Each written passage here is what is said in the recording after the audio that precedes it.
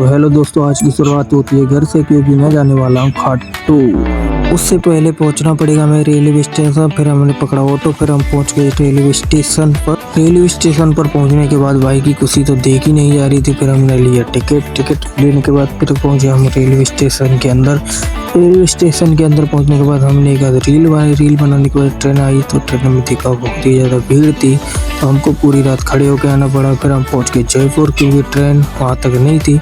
तो जयपुर में वेट करने के बाद फाइनली गाइस 2-3 घंटे वेट करने के बाद फिर आने लगी रिंगस की ट्रेन। तो रिंगस की ट्रेन में भी यही हाल था जैसे कि जयपुर वाली में था। तो काफ़ी देर स्ट्रगल करने के बाद फिर पहुंच गए हम रिंगस से पकड़ी हमने एक गाड़ी पकड़ने के बाद पहुंच गए हम तोरण द्वार पहुंचने के बाद पता चला कि मंदिर शाम को खुलेगा। फिर हमने लिया एक रूम में काफ़ी देर 2-3 घंटे आराम करने के बाद नहा धो के फिर हम निकल दिए दर्शन करने के लिए। दर्शन करने के लिए हमको काफ़ी लाइन में लगना पड़ा क्योंकि भीड़ भी थी, क्योंकि शाम का टाइम था, शाम को खुला था। तो हमने दर्शन किए अच्छी तरह से। दर्शन आप भी कर सकते हो, देखो कैसे हमारे बाबा जी बैठे हैं।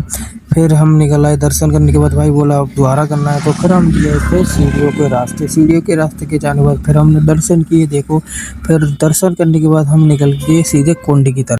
कुंड पर क्या हुआ उसे जानने के लिए सब्सक्राइब करें और कमेंट में लिखें पार्ट 2। जय श्री श्याम।